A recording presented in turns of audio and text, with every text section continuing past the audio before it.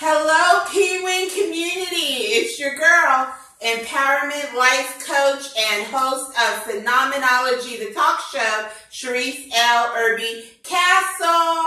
As always, I am just so excited. I'm blessed and I'm honored to be on with you on Phenomenology, the talk show. And so today, just like the other shows, we have a phenom in the house. A phenom on set.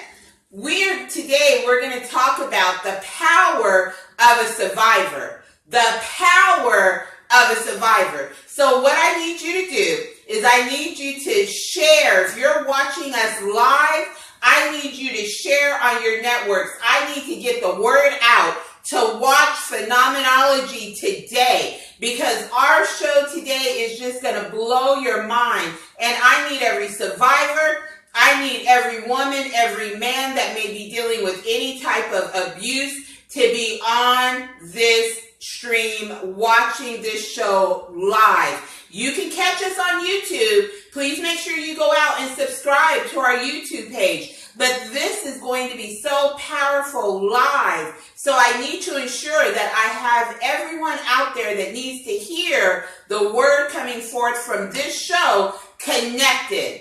Because again, we're talking about the science of being phenomenal. Why is phenomenology so important? It's important because so often we show up on Facebook, on Twitter. We show up at conferences and meetings. We show up and people have no idea what's going on behind the scenes. You just see the finished product. You just see the product that shows up. But there's so much that goes on right behind. So today, I have Miss Phenom herself, and is also a P-Win business member. Shout out to P-Win! Miss Antoinette, we lovingly call her Toni Knox. Welcome to the Phenomenology set. It's awesome to have you here. I'm excited to be here. Thank you so much for having me today. Woo woo! Okay, so we're going to jump into some things. So here's why it's so important, Toni, for us to have this discussion.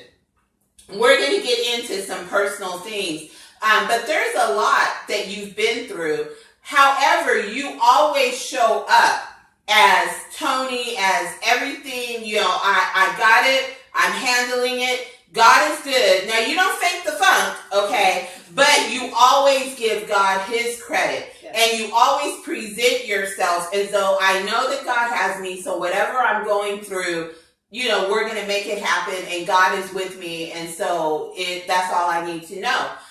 So people would probably never know some of the things that you've gone through behind closed doors. Oh, absolutely. So I want you to make sure you speak up so people can hear you. But let's jump into this. So I know, and I want you to go into a little bit more detail. But first, tell our P-Win community, who is Toni? Who is Toni? Who's Toni Knox? How does she show up? Give them a glimpse of who you are, and then we'll go on a deep dive. I don't know if I can really do that. You're a mother. Yes, I'm a mother. I'm 43, owning it. Owning it. I'm only 43. My son just turned 9 yesterday. Woo-woo. Happy birthday, Alex. I'm a caregiver. I'm a Sunday school teacher. And I'm a business owner. Yay! Making a difference in people's lives by weight loss and perfect hygiene and uplifting spirits. Role model for youth, and I got a whole lot on my plate that's coming, that's new. So yeah, I think that those are kind of the titles that I really carry, but I don't really carry a title. I'm just not a title person. But you hear everything that she's doing behind the scenes, right? You heard that. She still has a lot going on. So Toni, let's do the deep dive. So you were previously married. Yes. And you experienced some real personal, deep type things in your relationship. And so again, we're live, this is out in the world. So I want you to share as much as you're comfortable with sharing. But tell the PUN community a little bit about how you met your ex-husband. Oh, well, we had a love interest through motorcycles. I ride a motorcycle. She's a biker girl. I am. Biker phenom. Yeah, with a lot of other things I do. But yes, so we had a love interest through motorcycles, and he wanted to start a business. I wanted to start a business, so I put me on hold to produce his dream of starting a business, and that's how our relationship came about. And then we were engaged, and then marriage came, and then he went off to the military. So I became a military wife. So how long was it from the time that you all met to the time that you got married? Oh, it was a very short window. Maybe 6 months. 6 months. So you got married, you became a military wife. I did. And I had to own it, but the timeline for relationships really is a year. You got to give yourself at least a year. And I kind of missed some steps in the relationship. So that I went into a marriage on broken foundation. So why would you say a year? Because after the 6 month time frame is when you really get to know the person, understand the person, and really that's when, because the first 3 months is all, happy, impressing each other. Impressing. Hey boo, hey babe. Right, and then the next 6 months you kind of see a little bit of the dysfunction of the person because they're relaxing. But then the year, you really get to see the total person and that person's entirely. And family members too, because that also plays a factor. Extended family, because they have an opinion of your relationship. And, so they will also be, because they're protective, will always give their input in, regardless if it's wanted or needed. So that can also cause some stress on the relationship. Absolutely. And break up your foundation if your foundation of the relationship isn't solid already. Mm-hmm. So let me ask this question. So in the short courtship going into the marriage, were there red flags? Did you have any apprehension before you said I do? Yes. I had quite a bit. And did you know it at the time, or is it hindsight? No, I couldn't identify it at the time because I really hadn't done enough soul searching in myself. Okay, did you hear that? She hadn't done enough soul searching in herself. It is so important for us to do the self inventory and for us to understand where we are. Are we really ready? What's going on in us? I say it this way: brokenness knows brokenness. Right. Go ahead. And so I had some familiarities that came up, but I really didn't, I kind of pushed it to the side and was hopeful and used my hopeful spirit that, we can just get through this. It'll turn around. I made excuses. I made excuses. And when I did that definitely put those nails in the foundation. There's a difference with ripples in the foundation. Right. But when you make excuses for somebody else, your foundation. I put the nails in. Yeah. So from that point on, you hit a nail, eventually your foundation's going to crack, right? So I did. I put the nails in. I had to own that. That's good. So how long were you married before the abuse entered into your relationship? Well, I was married for 5 years. he immediately went off to war. So I was a single mom, new baby, no help, no financial help. That was tough. Right, no financial help, no anything. I was just all alone. So I pretty much was married on paper without any support. And that's hard. Yeah, but we as grown folks get to make decisions. That's right. And I thought that this person was on the same page with me.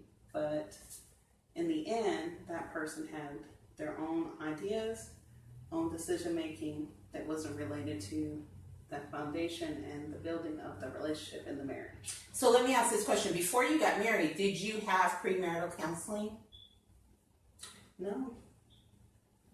We bypassed that. So with premarital counseling, and so here's a shout out why that's important. And not that I had premarital counseling and still ended up in an abusive relationship and still ended up in divorce 10 years later. So I'm not saying that premarital counseling is the end all be all. But here's what I will say. Premarital counseling is valuable because if you are awake going into your marriage and some of these differences start coming up in premarital counseling, then you have the opportunity to catch it. Right. I will say that we had, in my former relationship, we had some things that came up in premarital counseling, but I was so in denial despite everybody around me saying this isn't the relationship for you. I chose to move forward. And because I chose to just believe that God is going to make this all okay. I wasn't woke. I was asleep, y'all. I was not woke. But it will come out. And if you're woke, you will pay attention to what comes out of premarital counseling. And oftentimes you can save yourself, both parties, from a dysfunctional marriage. Right. It would have spotlighted some things. Absolutely. But he was in boot camp and we got married in a different state. We weren't even married in the same state in which we lived. So there were some dynamics that were really hard, but me being that, oh, we can do it. Right. Rah, cheerleader. I still pursued it and, did the right thing. And also my father was pushing the marriage. Okay. So, we never want to disappoint our parents. That's good. So, sometimes we end up in situations that we may not want to be in, but we haven't told the whole truth neither. And so they only come from one perspective and they want to protect us, even though their ideas and philosophy may be from another generation than what we have going on right now. So it's so important that we have to be in tune with ourselves. And if we're going to tell a story or something, we got to tell the whole story, not just the bits and pieces that give it the shimmer, that give it the glitter. We got to own all of it. That's good, Toni. That's good. Because I always say, like when I'm coaching with people, if you tell me a lie, I'm going to coach a lie. Right. So if you don't tell me the whole truth, I can't coach you in totality because what you've told me is either a lie or a piece of what's going on. So now that's our foundation. That's now what we're dealing with. So if you tell me a lie, I'm going to coach a lie. And so we have to be able to come forth, and I like what you said, own it in its totality and be able to be transparent and lay it out on the line. So the support was missing from the relationship almost immediately. Mental support, spiritual support, financial support in its totality was missing. What was next after that led toward the finality of your relationship? It was the mental abuse. So he was overseas, he was fighting in Afghanistan.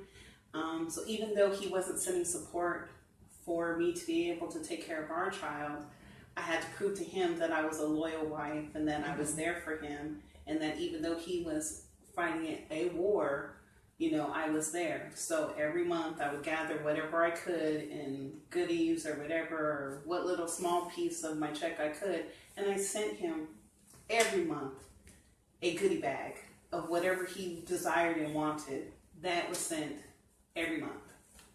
And then he would get it and he would critique it. and he would have an opinion. Oh, it's not good enough. You didn't get this. You didn't get that. You don't love me. So we went through that, and then pictures, sending pictures, and those things. So it started this whole me having to be submissive to a dominating person. So I kind of surrendered in with the hopes of, okay, this will change when he gets back, right? Because I've proven to him that I'm loyal. I'm loyal. I'm ride or die. I love you. You're my boo. I got you. I got your back. Okay. Right. And so when he got back, he didn't have transportation. So whose motorcycle did he get? Mine. I gave him my motorcycle because we were married. So he got to ride my motorcycle. And he was stationed in Fort Hood, Texas. So I had to get airfare to go back and forth. When he finally came home, my dad said something that registered to me. And he saw my struggle because during that time period, I became homeless. I lost my home that I worked so hard for, that I sacrificed for. I had a home, had a car, had all these things prior to getting married because I was building towards my marriage. Right. And so I had a 5-bedroom house. I drove a Mercedes. I had a corporate job. You know, I was set. Yes. I was just waiting for my Boaz to come. She was waiting on her Boaz. So you were building while you were waiting on your Boaz. So I would have something to bring to the table that I wasn't empty-handed. Yes. Now that's commendable. That's a word right there. So while you were waiting, you were building. You were setting up. You weren't just, oh, okay, I'm just going to wait and my Boaz is going to come in and just save me. You were taking care of business while you were waiting. Yes. Yes. So you have everything and then you lose it. So you lose the house, you lose the Mercedes, you lose everything. I lose everything. How did you I feel? become homeless with an infant child. I felt unworthy. I felt like a failure. Wow. And I had to show up at church. I had to still be there. I still had to press through. I didn't have groceries, but you wouldn't know it. You would not know it. Wow. There was times I would walk to church. There was times I rode the bus because through my corporate job, they gave us bus passes. So I used the tools that were available to restart. And I had to rebuild my financial, I had to rebuild my spiritual, I had to rebuild everything because I had a child I needed to raise. So even though my marriage wasn't good, even though the relationship wasn't good, he was always going to be in our lives. So I had to figure out how to rebuild. So hopefully it would mend the marriage maybe. But my dad said something to me that registered. When he came home, he showed up at my doorstep. Just showed up. Just showed up unannounced. Didn't know he was getting out of the army. Didn't know when he was coming home. Wow. Showed up with no money, no food. Wow. But we were staying in my dad's house and he ate up all my dad's food, drank up all his things. And I was like, you know, we had to replace that. Oh, you're going to replace that. Okay, you're right. It's my dad. We're in the house. You're right. Wow. So we got an apartment. I did not want to put my name on the lease. Right. Because I was tired at this point. I had carried us for the majority of the marriage. And my dad said, a man is not going to be a man until you allow him to stand on his own 2 feet. A man is not going to be a man until you allow him to stand on his own 2 feet. Here's why that's important. It's important in the respect that as women, we're such nurturers that we will overcompensate for anyone, but especially the men in our lives. We will overcome. That's just who we are and what we do. And so I always say it this way. I say, you know, we will always outlove our men. we're going to go above and beyond, and we're going to fill in any gaps. We're going to compensate for any lack that's there, because we're Proverb 31 women. We'll make it happen. We'll go get the bacon, we'll fry it up in the pan, we'll serve it, we'll do whatever it takes. But in that, we teach our men, or men, you teach your women how to treat you. Right. And so we continue to do everything, whether you're the man or the woman. Gender is irrelevant at this point. No matter who you are, you teach that other person how to treat you. And so what he said, you'll take care of it. I don't have to get up. I don't have to go make a living. I don't have to go get the bacon and bring it home. You'll do that because you had taught him how to treat you. Mm-hmm. Exactly. So you get the apartment, and now you're in your apartment. Does it change? Does it improve? Does it get any better? No, I took a stand and drew a line in the sand, and I wasn't moving. So you had to bring something to the table, because I'm still working my corporate job at this time, and I'm going to school part-time. I'm trying to get to the next levels, because I see that I'm never going to get the support that I need to get to those levels, and I still got a child to raise. His oldest son came to live with us from Virginia, and so I had a 12-year-old and a 2-year-old. Wow. Wow. Yeah, at that time. And so the relationship, we were basically like strangers at that point, because too much damage had gone on while we were separated and apart.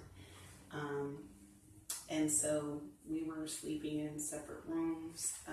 He had post-traumatic stress, so I couldn't come into the room. I had to announce myself. I couldn't do certain things. We had to be in complete silence.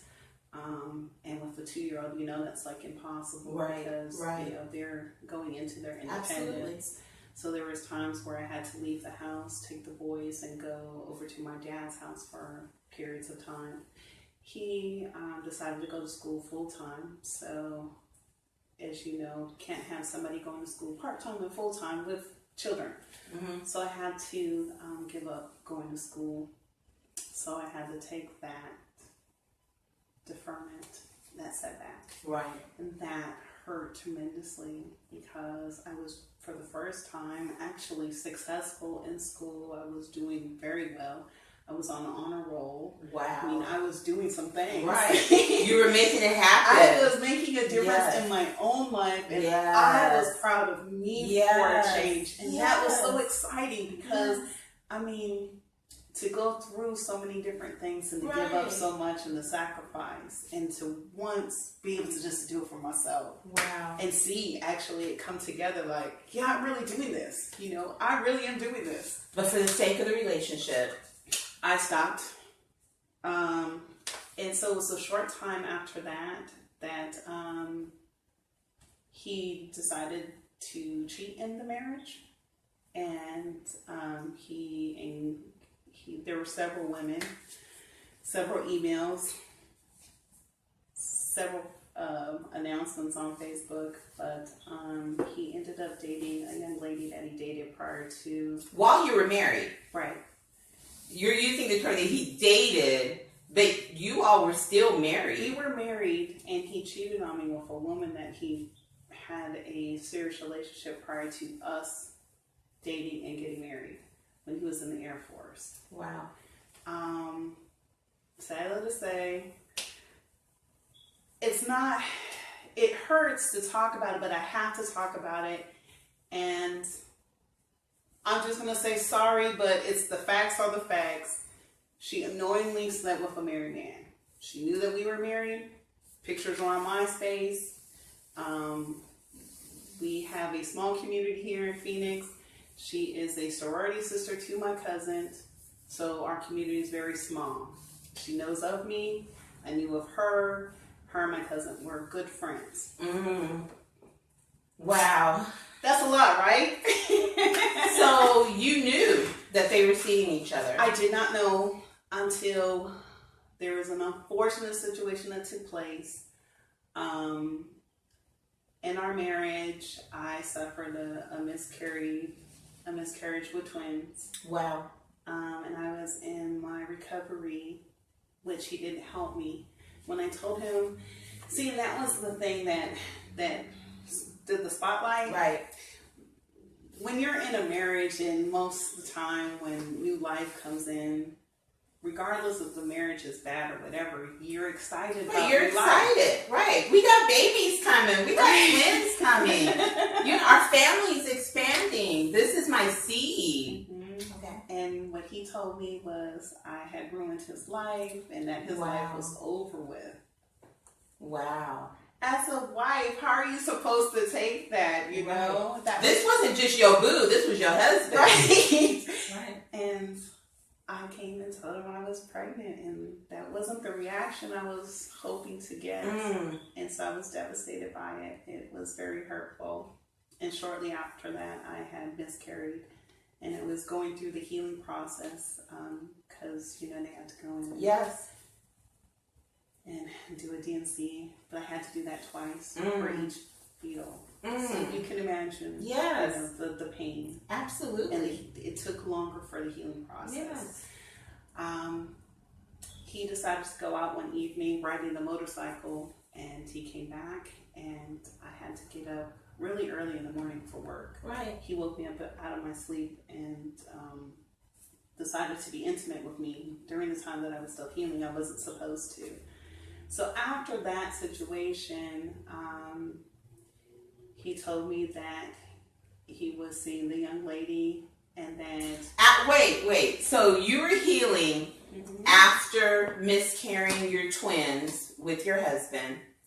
He comes in at an odd hour and forces himself on you during your healing process.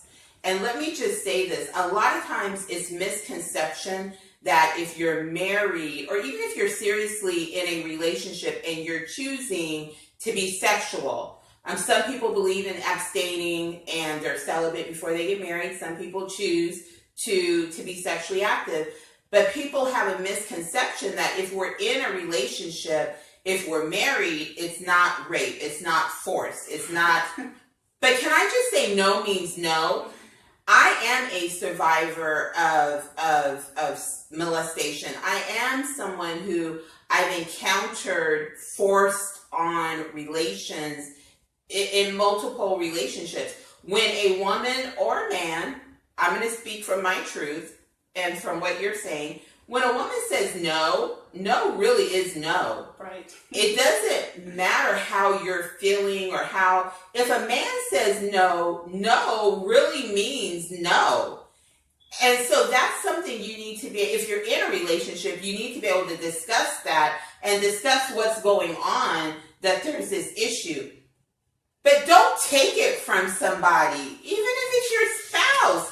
Don't take it. No means no. You don't force yourself. And you have to really have self-control and respect for yourself and for that other person.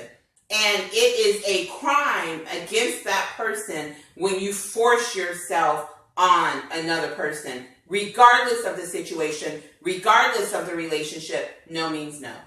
Exactly. So after he forces himself on you, then he tells you. Right, that he's been seeing this young lady, and that we need to get a divorce because she wants to marry him and have his babies. So was this like the last hurrah? But he says, I just came from having sex with her, and I just had sex with you. Toni! And so we need to have a divorce because she wants to marry me and have my babies. But he was so upset about you being pregnant with his babies. Yet this woman wants to marry him and have his babies, and now he's like excited. How did that make you feel? It scared me to death because first thought came to my mind was, I gotta go to the doctors.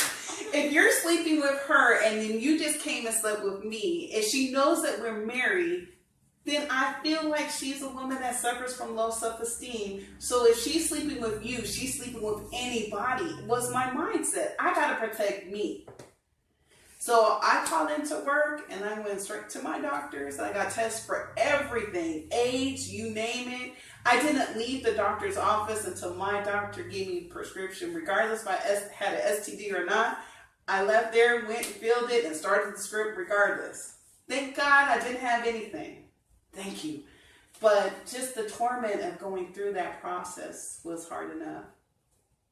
And I still tried to mend our marriage.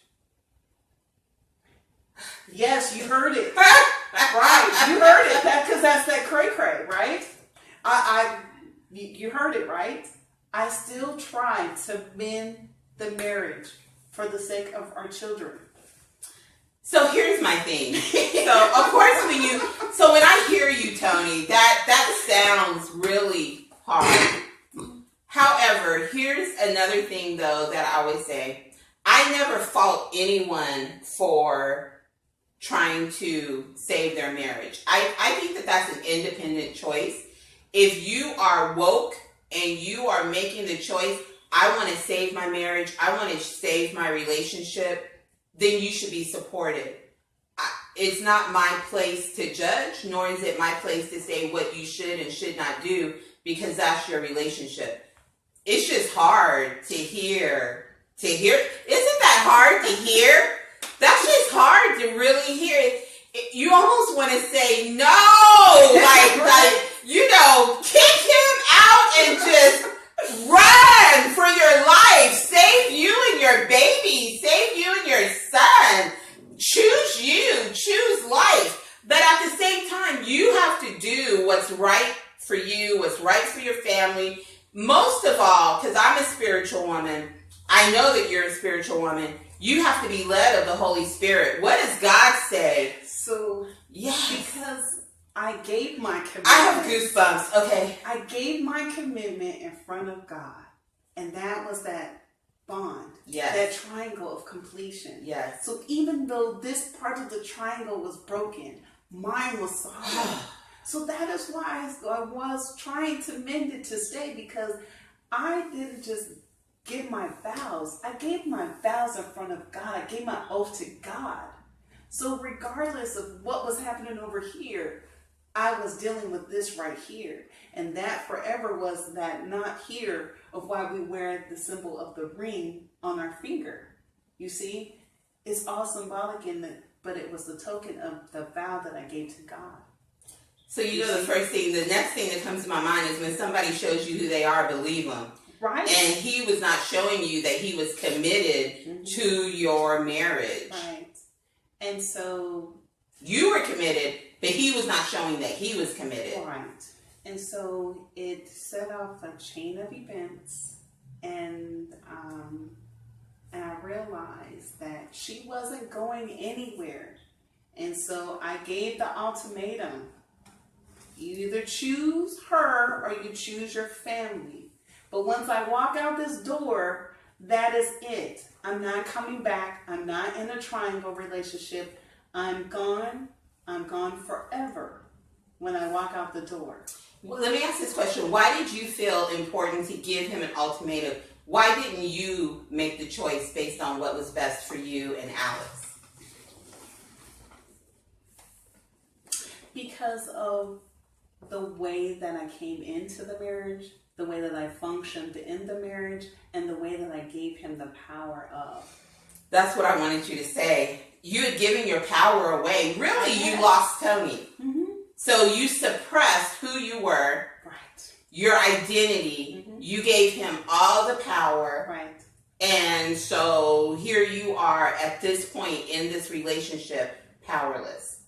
Men and women do this. Mm-hmm. Men give away the power just like women give away the power. Yes. That's how abuse continues. That's why sometimes it's hard to hear these real life stories, because when you listen to it, you're like, oh my gosh, how did you endure that? How did you suffer? I would have.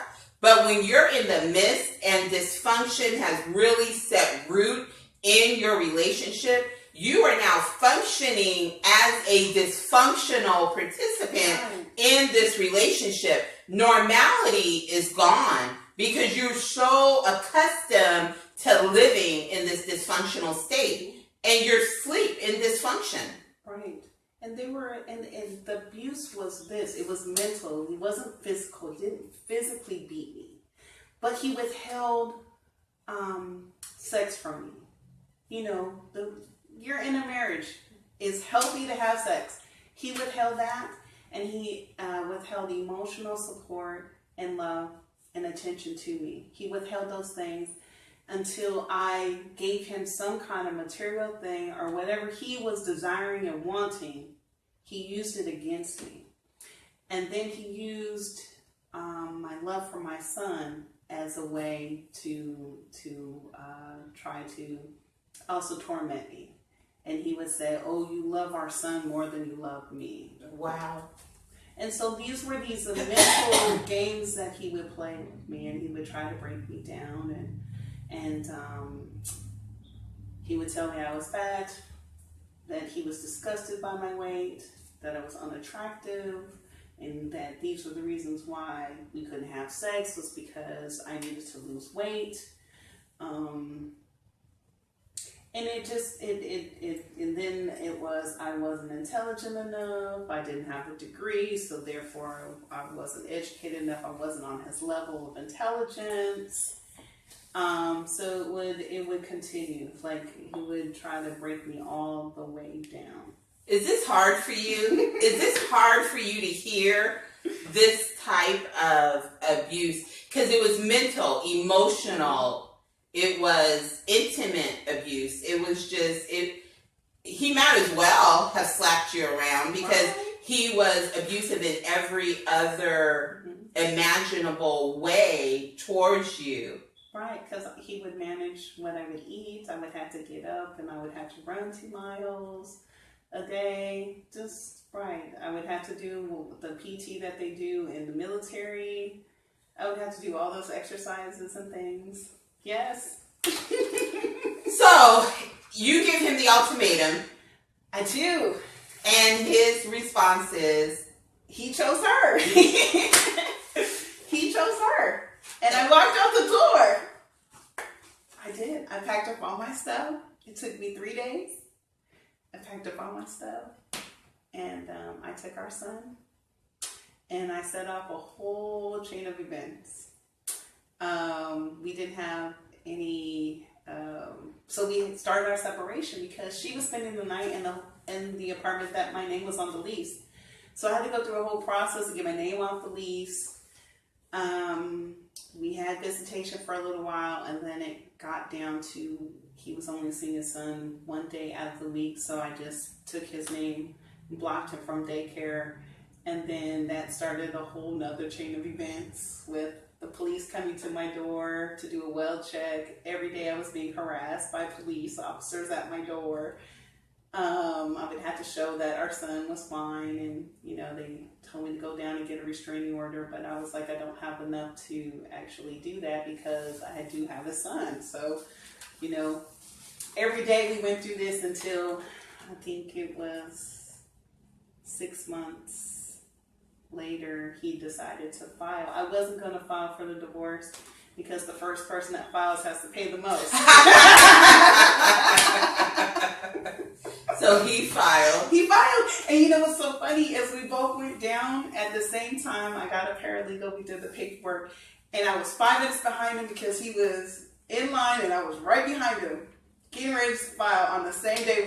We had reached our breaking point of okay, we're going to file. So he filed first, paid the extra dollars or whatever. I filed behind him, and we served each other at the same time. God driven. And it just started this whole other chain of events. But and I had to live with my son being stuck in the middle. Him being told that he has 2 mothers. I had to overcome that of having to explain that he only has 1 mother. In public, They would tell people that she would tell everyone that she was my son's mother. It would confuse people because we do favor each other. We're both biracial. Wow. And so people would get really confused by seeing us because we favor each other so much. And it came to a point where I had to carry Alexander's birth certificate with me to show proof that I was his mother. Yes, that's it. It has reached levels that in a normal functioning relationship and transition would never happen. So I had to endure a lot and had to pick yourself up off the floor. I know you are like laid out on the floor. Pick yourself up off of the floor. I can't make this stuff up. So this all happens. So how they get married, and after I have to share this part. Yes. Okay, so they get married. And I allow our son to be a part of the wedding. And so afterwards, they come by to drop off Alexander before they are heading off to go on their honeymoon. And they're both in separate cars. She follows him to the house. But the funny part about it is that I live on Baseline Road in Phoenix. And I'm on 19th Avenue and Baseline, and they were at the time off of 43rd Avenue and Baseline. So you know that's just a straight shot down. So there's no need to stop at my house because you still got to travel down Baseline a few more miles to get home. So they show up to drop off Alex, and my son has food allergies, so he had to have a special kind of cake. So I end up with a portion of their wedding cake, party favors, a water bottle that says it's from the Buttes, so we know that they got married at the Buttes. Wow. And they're in separate cars, and so he's trying to have a discussion with me, and I see that she's sitting in the car, so I go out, because obviously she's sitting there for a reason. Right. So she gets up and show me her ring. She's married. Yay! Okay. She wanted to show me that she was the woman. They're married. Okay. Yeah. So they have a discussion about, so I'm get to keep my son for the whole week while they go on their honeymoon. So we're not doing our co-parenting of switching back and forth. Yes. So she asked me if I'm okay with keeping my son for the whole week. Absolutely I am. He's fine. He belongs to me. That's mine. All mine. Why wouldn't I be all right with keeping my son for a whole week? I'm ecstatic. So Alex is hilarious. So he says, yeah, I'm perfectly fine with keeping my son for the whole week. And Alex does a dance. He says, I get to stay with my mama. I get to stay with my mama. I get to stay with my mama. I was like, yes. They're almost treating you as though you're extended family. Right. And like, I don't know. I to this day, I will never understand that thought process. The entitlement of I don't know how to take that, but for me, it was almost like a put down, like a disrespect, like I haven't been active in my son's life, like I was the one that cheated, and so out of the cheating comes a new relationship, and they have to throw it in my face. But I wasn't the one I never cheated on my husband. Married for 5 years, he went off to war. I never cheated on my husband. Never looked at another man. Never, nothing, okay? Nothing. So, okay, this is a lot. So this segment is the power of a survivor. So at what point... I had to overcome all of these. Yes. At what point did you start turning a corner to start healing Toni? Oh, that took time. It took a lot of time because even though I came with a place of forgiveness And I hurried up and exited out of the marriage as quickly as I possibly could. I consumed all the debt to get out. So there was no financial obligation he had towards his son. Everything was in my name, so therefore I took all of that. I took the hits, the garnishments, everything. Wow. So, I still had to survive. I still had to stand.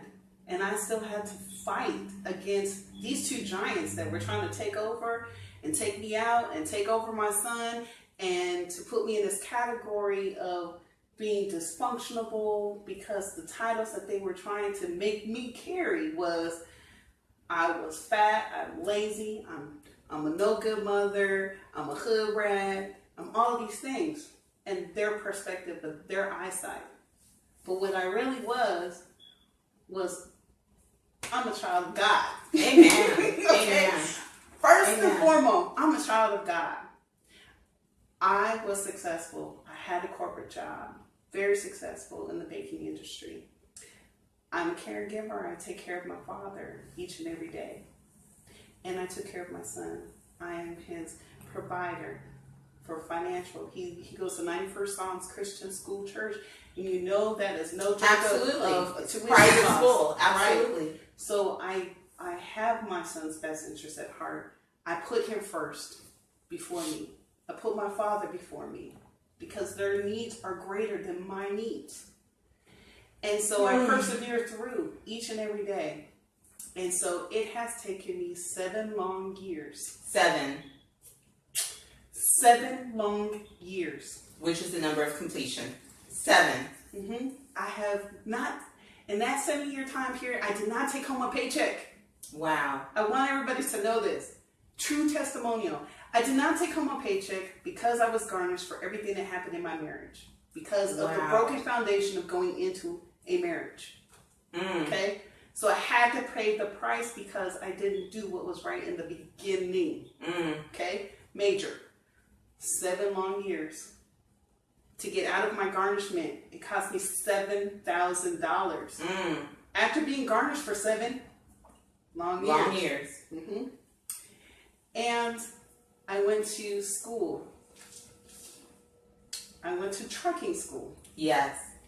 I got my CDL. Yes. Class A. Woo woo. With all of my endorsements. Yes. I have everything. Yes. Took me 7 months to do that. To get through it. 7 months to get through. And you also became an Osborne. Yes. Business partner. I became a business partner in the midst of all of these things because I was trying to restart, rebuild, regenerate. And I was looking for those avenues of how to do so. And so I started with the network business. And then I got on board with PWIN. Woo woo! And then those opened up other doors. And then my love for my vision board. Yes. Okay? Yes. The vision boards are extremely important. Yes. Bucket lists. Yes. Okay? Bucket lists are extremely important. So on my extreme bucket list was driving because 5 years ago I had a conversation with Pastor Denard and I said, we really need drivers here. Yes. We need to have buses. We need to be able to transport. Yes. And I said, you know what? I'm going to do it. Yes. I'm going to figure out how to get the buses here and to be a driver and to do these things. Yes. So 5 years ago, I set that chain of emotion. Wow. And I threw it out there in the universe. Wow. So Toni, let's do this. So for someone who may be watching and they're in a, not exact situation, but a similar, what are like 3 tips that you would give someone in this situation on being able to change their thought DNA to move past this type of dysfunctional, abusive relationship? What are like just 3 words of encouragement, tips, best practices that you would say to that man or woman who's in a similar situation to help them transition and begin that path of healing? Well, I don't know if I can sum it up into 3, okay. but I'm going to break it down. Okay. So first off, what I did was I gave social media a break. Okay. Okay, because the reason why is because when you're on Facebook, you're on Twitter, you're on Instagram, and you're looking through everybody's posts, you're still giving of your time to somebody else. So I took that time that I would give to social media to look up and get caught up on, I gave that back to me in meditation. Okay. Okay. That's good. So my meditation consists of the word, but sometimes it doesn't always consist of the word. Most of the time that's me having my downtime, my quiet time, my time to just be in my headspace to explore. Okay. Okay. And I don't always have to be in a dark room, but I have to close my eyes. Right. And I have to go into blackness. Mm. Important right there. Because see, your brain doesn't shut off. You got to shut your brain off. Block out all the noise. Right. And so for me, I got to close my eyes and then I have to think of something black.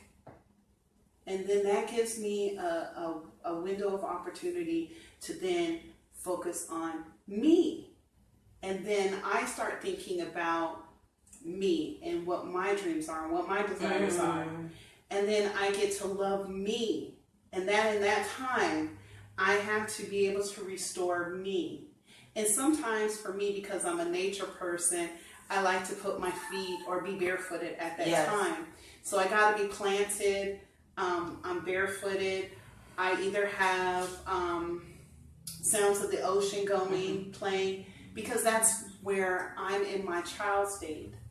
Very important, because I got to love me, and it's my inner child. And I gotta feed my inner child, because if I don't, then I can't do for anybody else. Because my inner child, once my inner child is hurt, I gotta heal it, because that's my spirit. That's what's rebirths me. Okay. Yes. Okay. So once I come out of that, it's looking at my vision board. It's giving my vision board 15 minutes. I set my short-term goals, and then I have my in-between goals, and then I have my long-term goal.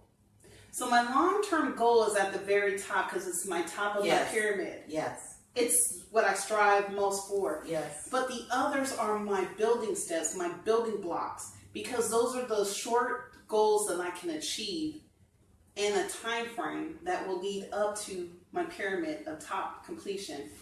And my vision board is done. It's done for the year. So these are the things that I have to achieve within the year, okay? But I still always keep my long-term goal of what I really want to achieve at the very top.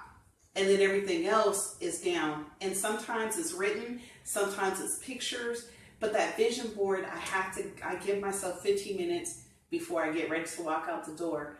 I look at my vision board, I study it, because psychologically, I'm building on it. Right. And then I have my short-term goals that I work on throughout the day, because I need quick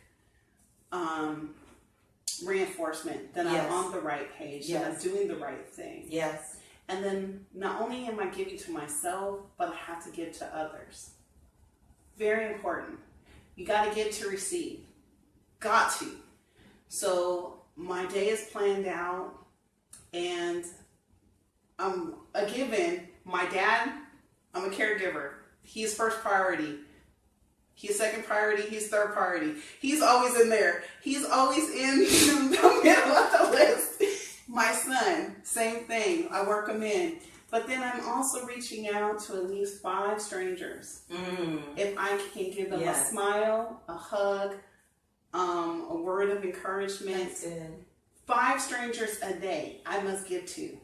Some way, somehow. And I don't give money. Right. Money is not... It's not about it's the not financial, Right, but you know how some people, you see them on the street corner and some feel they need to give.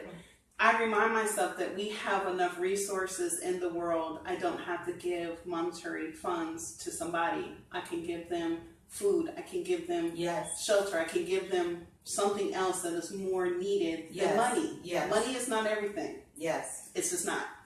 So finding out what those needs are of the 5 strangers and completing that within the day. Short-term goal. That's phenomenal, Toni. That it's really your service, your giving back, and just really being centered in who God would have you to be. Right. This has just been so much that somebody is breaking out to get their breakthrough. We're going to transition and we're going to go into our aha nuggets, but let me just kind of summarize and say this, that if you are in a abusive situation, whether it's physical, emotional, intellectual, regardless of what the abuse is, you are more than enough. You deserve every good and perfect gift that God has for you. You do not deserve to be belittled, called out of your name. You do not deserve to not live life abundantly. He sent his son Jesus so that you may have life and that you would live in his abundance, that you would live the promises that he has for you. I want you to be able to rise in God's power for your life and be the man or the woman that he's created you to be. And anyone or anything that is causing you not to operate in your full capacity and in the fullness of who you are as a child of the Almighty, have the strength and the power to reach out to shelters, reach out to your pastor if you have a local church, reach out to someone that you can trust so that you can get the help that you need to get out of that situation, because you deserve so much more than that. Amen. Amen. So let's talk about our aha nuggets. I love this segment, and this is such a blessing. I don't share these aha nuggets, and so Toni doesn't know what's coming, but we are going to dive right into these. So, our first aha nugget. Miss Toni, what brings you the greatest joy in your life? Wow. My greatest joy is seeing people smile. Because a lot of times I've been told that I generated that and didn't even know it. Just because I smiled at somebody, they were compelled to have to smile back. Okay. And seeing someone's just pure joy after whatever, like they were frowning or something, and I just walk in the room and smile, and they have to smile. I think that's the biggest gift. That's awesome. Yeah. That's awesome. I like that. There is power in a smile. Yes. There is power in a smile. So up until this point, what has been your greatest accomplishment? Wow. I don't really know, because I'm a hummingbird. So I kind of just go here, there, and then it's my Alexander. I knew she was gonna, look, I was just waiting. I wasn't going to say a word. I was just waiting for that. It is my Alexander, seeing him grow, seeing the person that he's growing into. And he is so precious. Oh, he's amazing. I just want to share him with the whole world, because and he's so smart. He's got a lot. Yes. God has really just got a hold of him, and I just can't wait to see the man that he becomes, because he's on that track of just greatness. Yes. And I just, look how she just lit up. Look at that. She just lit up. Did you see how she just lit up and just the light all around her? Amazing. He does. He just has greatness coming. I just can't wait to see what his gifts to the world. That is awesome. Okay, so share with us what you feel your greatest missed opportunity has been up until this point. Wow, missed opportunities. For me, because I had to give up so much, because for me, my path has not always been the most solid path. I had to take care of my elders So I had to take care of my grandmother, my great aunt, my mother who died of cancer when I was 21. Yes. I now take care of my father who has prostate cancer. So for me, I had to make sacrifices at a young age to take care of my elders. So my opportunity of going to school to play basketball, I actually had a scholarship to play for the Air Force Academy. Wow. Which is extremely hard to come by. Yes. Yes. And I gave that up to stay home to take care of my mom. Amazing. And I had an opportunity again when Sharon Miller played for, not too many people know this. You got me. Yes, yes, that's what we do. That's what we do. I didn't even share this. Wow. So I had an opportunity when Sharon Miller came to Phoenix to play with the Phoenix Mercury as a basketball coach. I actually had an opportunity to go to Vegas to do the walk-on to be a part of Phoenix Mercury. Wow. I made it through all of the trials, and we were at the ending point. And I have to say that I actually came on board with a crew at that time because I knew I was getting on. I was going to do it. I already had the plan. So I had a trainer. I had a basketball trainer. Yes. I had a fitness trainer. I had a promoter. You were ready. I had pictures done. You were ready. She was ready. Yes, I had a personal assistant ready to come on board. I had my promotions ready to do endorsements. Yes. I had a lawyer. I had you a were financial ready, Toni. I had a financial advisor. Okay. I had a whole team. I didn't even know this, y'all. I didn't know this. I had a whole team prepared. And so at the end of the trials, we were going through our last run through, and then we were supposed to line up to get picked. And tragedy happens. I went up for a jump shot, and the young lady stepped on my foot at the same time that I was going up to shoot my shot. I made my shot and fell back and dislocated I snapped my ankle. Oh my goodness! Yeah. And that was it? That was it, because it was a serious injury that I was going to be off for 3 weeks. And so they didn't think that I could recover to be able to play. And so they didn't want to take the risk chance on me.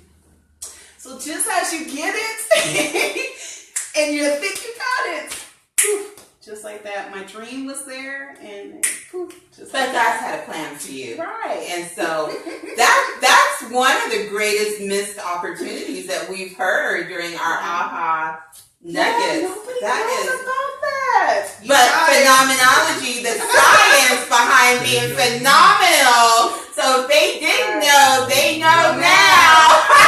Wow.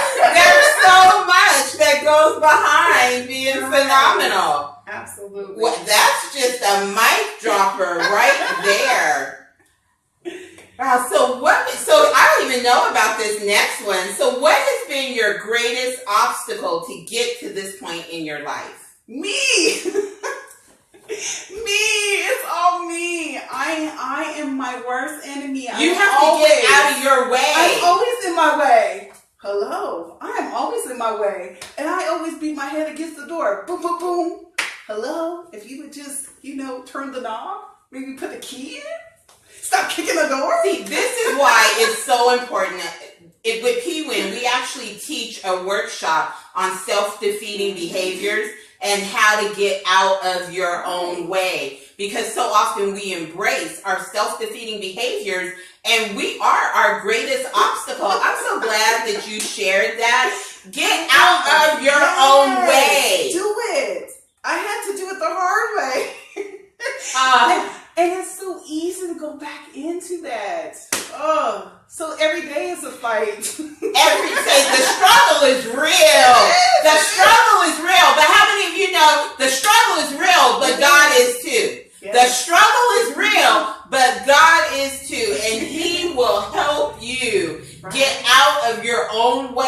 so you can race toward your promise. Yes.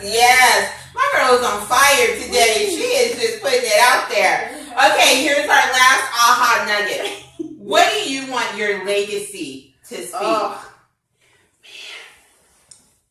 You know, this is what I've been working on in my vision board, is because two things have come up, but I'm going to share this. But then I just got hit by a sideline this past weekend because, as you know, nobody else knows, but my grandmother turned 100. And 100, okay? And she still lives in her own house. Yes. Takes care of herself. God is good. She still has her right from all of her faculties, and she likes to tell us she got all her teeth. Right. 100. Yes, but she's in Birmingham, Alabama, and you know that is the center point of civil rights. Yes. Okay, and so I have a legacy that was already built there. And that legacy is slowly going away. And so this point in time, I got reminded on this trip just how important our history is. Yes.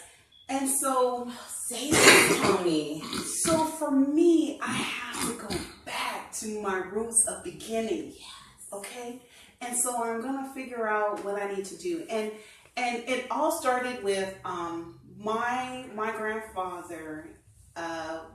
He housed so many people during a time when they couldn't get educated and stuff. And he is well known in Birmingham, Alabama. He was athletic director of Miles College. Okay. And now it's considered to be like a junior college. But at that time, and we're talking in 1930s, 1940s, 1950s, it was the only black college that our poor division of Southern folks could go to. And so he found a way to get them scholarships. Wow. Okay. So this legacy is huge. Yes. And I was thinking, oh my gosh, I can't just let this legacy die with her. It's got to continue. Yes. So I got to figure out how to come back and replant that so I can continue to grow the legacy that is there, so I can pass that knowledge and education down to my son. So instead of building my own legacy, I want to continue the empire of the Knox name, of who I am in my truest form, because the legacy was already built. It's my job to come in and keep it going for the next generation. So my legacy is there. I just gotta replant and regrow. Rich. So rich. And you know that's the hardest thing to do, because you can build a legacy and go. Yes. But when you're coming into someone else's legacy to regenerate that and to keep it flowing, and keep it growing, it's a lot harder to do. It requires a lot more work. So I'm up for the challenge. That's deep. That's so deep. That is just girl. Thank you. Look, you see how Toni just came on here and just rocked it? And she went through our aha nuggets. Wasn't that rich? Oh my goodness. Okay, Toni, so I want you to get ready for our last words, because I'm going to allow you to leave our P-Wing community with the last words. I'm going to transition it off, because here's what I want to be able to do. This has just been another amazing episode of Phenomenology. And I am so blessed to be able to meet and interview and share this platform with so many amazing phenoms. And it's just really been a pleasure and purpose, just being on purpose. And really my desire with Phenomenology is that you would just be enriched, empowered, that you would know that you are phenomenal and that God created you for a time such as this. You are created and you are still here to be able to rise at this time in our country. We need you. We need the gifts that are packed inside of you. And Toni's story today, what she shared, is exactly why we need each other. And so I just really pray that you have absolutely been blessed by Toni's testimony. We overcome by our testimonies. And so that is my prayer today. And I believe that someone who is watching needed to hear this. So continue to stick with Phenomenology. Please share if you're watching live. If you're watching us on YouTube, thank you. Please share on YouTube. We want to make sure that people get the word. If you have not joined our Phenomenology Facebook group, please take some time out, join our Phenomenology Facebook group. Please subscribe to our YouTube page. Stay connected with PWIN. If you would like to donate, you can go to pwen.org and you can help us as we continue along our journey and we continue to grow and evolve and reach every woman and a few good men as God has deemed us to reach. And then I need to also say this. On yesterday, Saturday the 21st, we had our Grow Your Business Boot Camp. And I just have to give a shout out to our amazing drill sergeants that came out and they laid down some knowledge. It was just a phenomenal boot camp, Toni. So I have to give a shout out to Melina Shaw with Networking 360, to Felicia Davis with Joyful Transformations. Felicia Davis and Melina, they just knocked it out. O.D. Harris with O.D. Harris Media. He brought it. He taught us about how to frame our pictures and how to be able to use our tripods and our phones and how to economically be able to shoot video, okay? We had Sean Heineman. He came. Cairo Social. Look him up. He is a social media beast.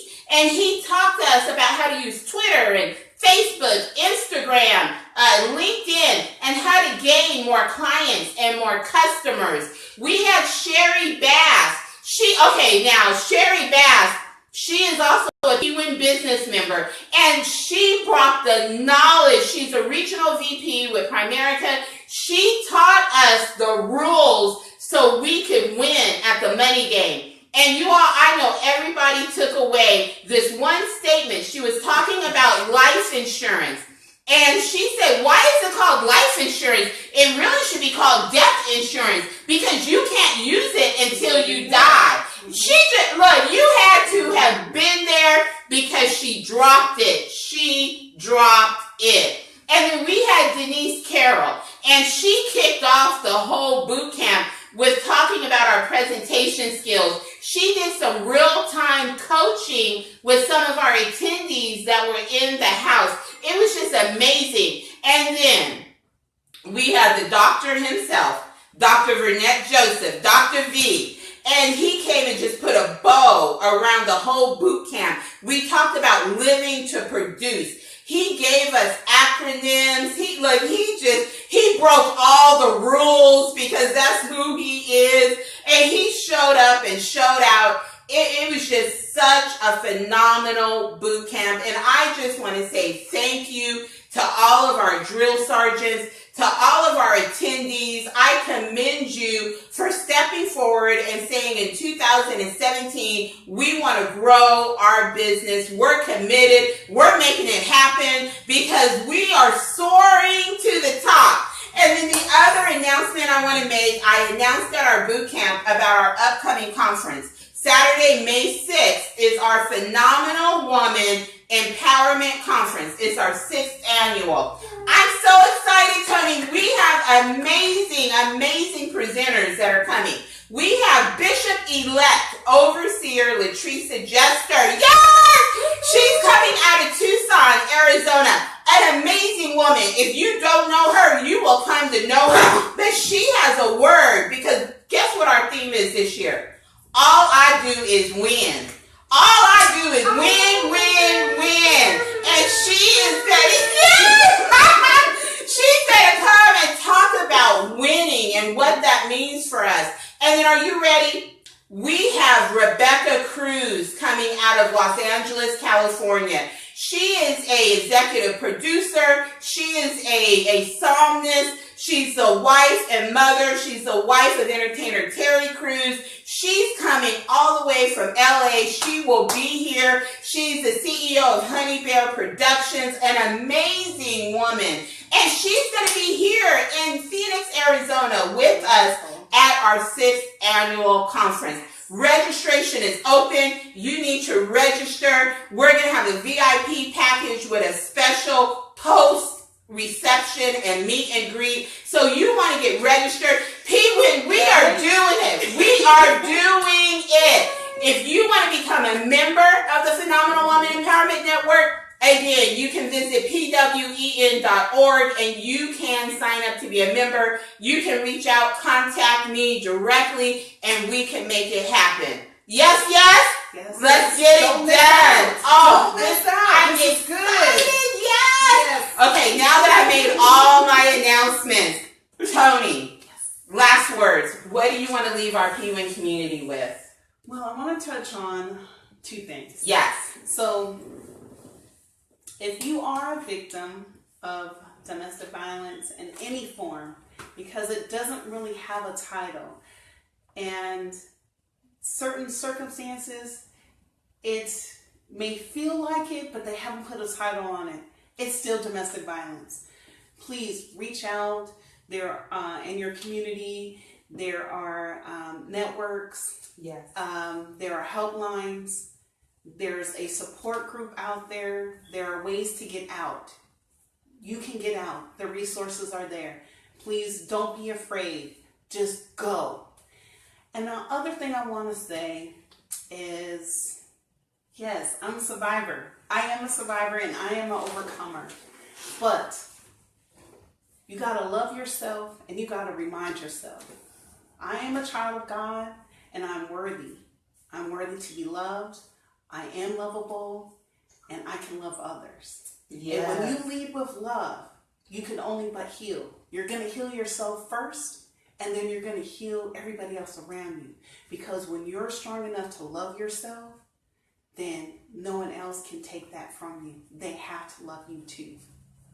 So that's what I'm going to leave you with. Great words of wisdom, Phenom. Oh, I love you so much. This has just been amazing. We love you. Enjoy the rest of your Sunday, and we'll be talking to you soon. Smooches! Yeah.